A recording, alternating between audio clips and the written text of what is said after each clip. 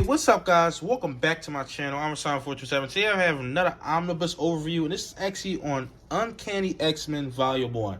Now, I was contemplating whether I wanted to get this or not, just simply because do I start off with the Silver Age X-Men, with the original team that you see up top, or do I go straight to here? Now, I'm going to be completely honest. Even though I'm an X-Men fan, I'm not a fan of that original team. They're just... It's just not my X-Men. It's not the X-Men I grew up on. It's not the X-Men I care about. I mean, if you name my favorite X-Men, it's going to be these guys that are Nightcrawler. Wolverine's my favorite, absolutely. But Nightcrawler, Wolverine, Storm, those are my favorites. Those are the ones that I love the most.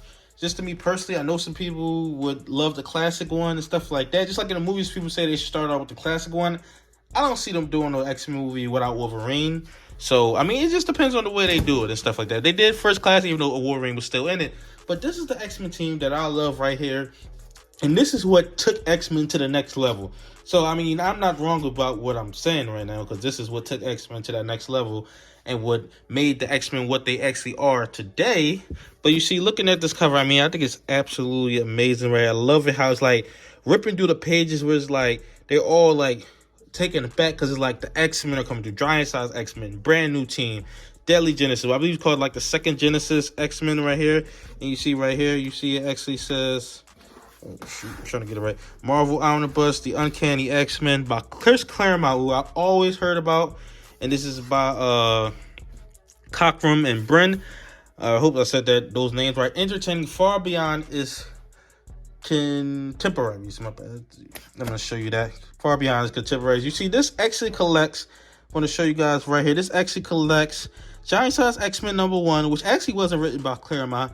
The X-Men number 94 to 131, and annual number 3. That's what it actually collects. This is like the annual X-Men and stuff like that. So I think this is absolutely amazing. This is what made the X-Men X-Men. I always hear about this run. You always hear about everything that. Love this cover. Love the back of it. Love what it actually collects and stuff like that. And you see, taking this out, I don't know if this is the original print or not, because I know the older books actually have the black on it, and the newer ones actually have more to it. And if you guys actually want to pause this, and you see all new, all different, the second Genesis of the X-Men begins. And you see this awesome right here. This is like the second one. And you see right here, 1975 changed everything for the X-Men, took them into a whole nother stratosphere. You see right here, it says the Uncanny X-Men Omnibus. Right here, Marvel Omnibus, Uncanny X-Men by Claremont, Cochran, and Bryn. This is actually volume 1. You see on the back, you get an X. Absolutely amazing. This is fresh out. Just opened this up. And you see, actually opens up. Of course, you get Wolverine. And yeah, this run, what actually says, it actually started, so you actually get some more stuff that you actually get before. But 1975, Giant Size X-Men. The X-Men 94, you actually get August 1975. So that's absolutely amazing right there. Then you actually start off Chris Claremont, Simple Survivor, Never a Dull Moment by Stan Lee. Because I believe this is like one of the first runs of Stan Lee actually stopped writing it, because it's actually cut off like Spider-Man and stuff like that.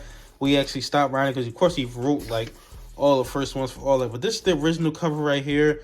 You see, it actually looks pretty different than actually this one. This is like a more updated version, which this might be the second printing, because I know they usually will put this as the cover. I know a lot of people would like this. I would have liked the older ones cover, but I mean, it just is what it is at that point. But you see this awesome cover right here. This is Giant Size X-Men. But yeah, this is what put X-Men on the map, made it what I can't wait to actually dive into this. The art looks pretty cool right here.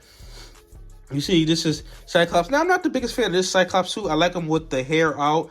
That's just the Cyclops that I love right there, with the hair out and stuff like that. But yeah, this is when they actually, I guess, meet. And I don't know how this actually works with the second Genesis and how the new X-Men team comes. I would just have to I just never really knew about it. I knew that there was like an original we call it first class X-Men team, if you want to call it that. And I knew it was like Wolverine didn't come till later, because we all know like Wolverine is like the most popular X-Men of all time, and he didn't come till later.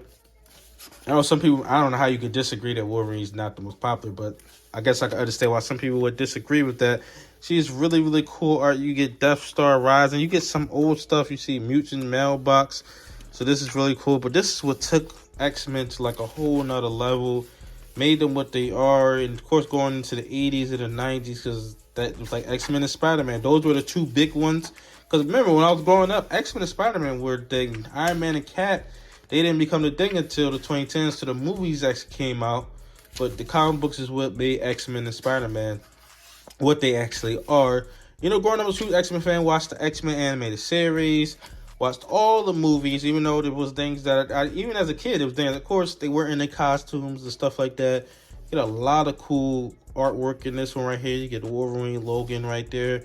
So that's awesome. You get Beast and everything like that. And I don't know if Beast always had this look.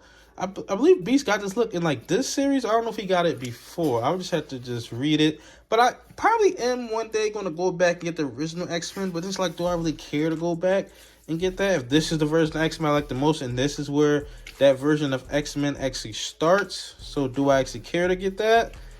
That's just up in the air just for me personally. But yeah, I think these art looks amazing. Absolutely love the way all this look. I would like to see when Cyclops actually got the new look. I'm guessing that wasn't until like the 80s and stuff like that, instead of just having a cap over his actual head and stuff like that. You see Wolverine costume, even his costume is a little bit different. You see you get Dazzler cover, which is a lot of speculation.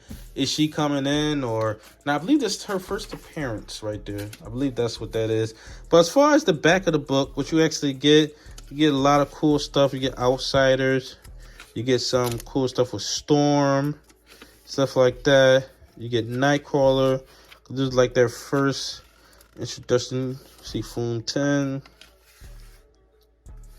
See, this is all awesome right here. You get some black and white stuff. Terry Austin. You get classic X-Men, which I believe this is all like a whole nother omnibus. I heard somebody talk about the X-Men. I believe this classic X-Men is a whole nother omnibus right there. So that's absolutely awesome right there. And you get some covers right there. Super, super cool. Yeah, so this is actually volume 1 of X-Men, Uncanny X-Men, which actually basically restart, retelling of the X-Men with the new groups, new Daily Genesis, second Genesis of the X-Men by Claremont. This is the one I always heard about. I've been hearing about Claremont since I was a kid. I actually read God Loves, Man Kills. I think I read parts of Days of Future Past, but diving all the way into this would be super, super cool right here. Can't wait to dive all the way into this. But tell me your thoughts in the comment section below. Do you have this omnibus? I mean, if you're a Marvel fan, then this is definitely one to have with the introduction of the new X-Men and stuff like that. And should I go back and read the original X-Men comic books from the Silver Age and stuff like that before you actually got into this and more the modern stuff for the X-Men and the main X-Men team? But tell me your thoughts in the comment section below. Like, comment, subscribe. Thanks for watching.